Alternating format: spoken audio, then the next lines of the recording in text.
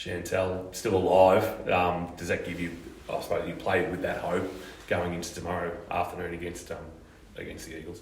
Yeah, for sure. I mean, at the moment we're just 1 week at a time, so we're really focused on West Coast tomorrow and looking forward to that, and then the rest will just play into our hands. So yeah, we can't look far forward than tomorrow's game. Yeah. The form that obviously was shown on Sunday, you'd just love to be able to replicate, bottle that and produce that every week, wouldn't you? Yeah, it was a great feeling post-game as well. Obviously we haven't sort of had as many as those this year as we would have liked, but no, it was a great feeling. The vibes were certainly up, but yeah, obviously hopefully we can look forward to that tomorrow, but you know, we can't take West Coast for granted. This probably sounds like a broken record question to your teammates and your coaches, but are you following what could unfold? Do you have a look at the fixture and go, well, this needs to happen? You know, obviously you need to win your 2 games, but you know, do you know what other results have to take place? No, look, honestly, we're just looking at West Coast this weekend, and that's all we need to focus on. The rest will play into our hands. So if we look too far forward, we're going to lose our focus for tomorrow. So for us as a team, it's tomorrow afternoon in Perth, and we're looking forward to that, and then the rest will roll out after that. But barracking for Hawthorn last night, that wasn't the worst result in the end. Yeah, I guess. That's obviously our game against Brisbane on Sunday.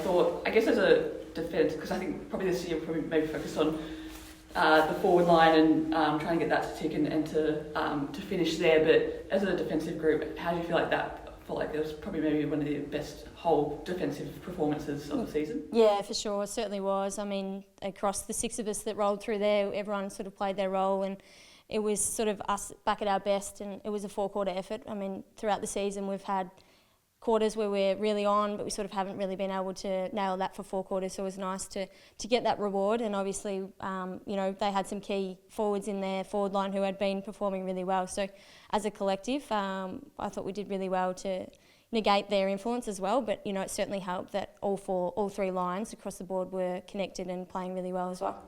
See, Anna Rose had one of her best games kind of there, but also I guess some unheralded kind of performance, like, you know, Claudia's been doing her thing kind of week in, week out. What have you seen from some individuals about how they've just kind of stood up in the defensive line? Yeah, certainly, as you said, Anna Rose last weekend had a standout game for her, and I think, you know, for her to play like that, it also allowed the confidence within the other members in that backline as well to play their role and negate their opposition as well. But you know, you could look at everyone in that backline and pinpoint moments that they've had throughout the season and how they're playing their role well. But I think it's about the growth across the board too, in terms of our group in our backline as well. Like Anna Rose, that, you know, she played her first game in the preliminary final last year, and now she's, you know, she's a seasoned veteran in the backline there. So it's just nice to see that growth as an individual for her as well.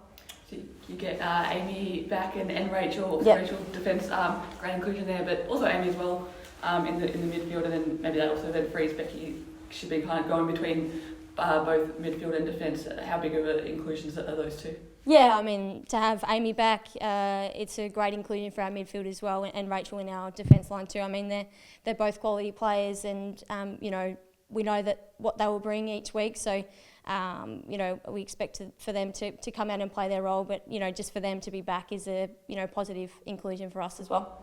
Has Ash got around the backline crew and said thanks, girls, for beating Taylor Smith to no goals, and yeah, she's only within one of, obviously not playing for individual accolades, but you know, probably I think Dan touched on it earlier that, you know, she'll get some post-season recognition hopefully, but keeps her in that race for the goal kicking. Yeah, absolutely. I mean, she's had an outstanding season so far, so you know, whatever happens at the end of the season for her, I'm sure she'll get recognised in whatever way she deserves. So, you know, it'd be nice if she got that individual accolade, but I'm sure that's not what she's running out there for this weekend.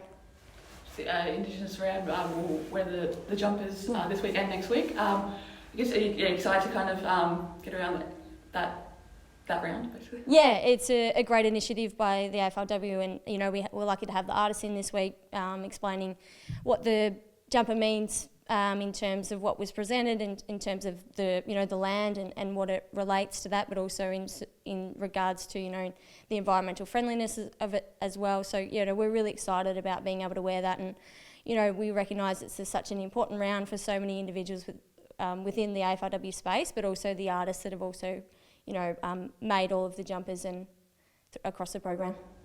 I haven't looked at the Perth forecast, but you copped a warm one in Sydney. Have you had a look and what sort of conditions you might get over there tomorrow? I think it's a nice 26. We've had a good track record in the heat, but the weather's out of our control, but it's just more important about what we're going to bring in terms of our football for 4 quarters as well. Yeah. You've been in the system now for 4 or 5, or maybe a bit longer now, but it just seems to fly by. Like by the moment you're sort of running out for round 1, and now week 1, and now we're week 9. Does it feel like you just want to play more footy? Like you feel like you're just getting into a groove, and this should really only be halfway, not Yeah, for sure. 90% through. Yeah, I mean, you spend so long in pre-season hanging out for games, and then it comes around and it's very much over before you know it, particularly this year with the condensed fixture. That really went from week 4 to week 7 in a matter of, 10 days. So, I mean, as good as playing games it is, you'd rather be playing games than being flogged in the pre-season, that's for sure.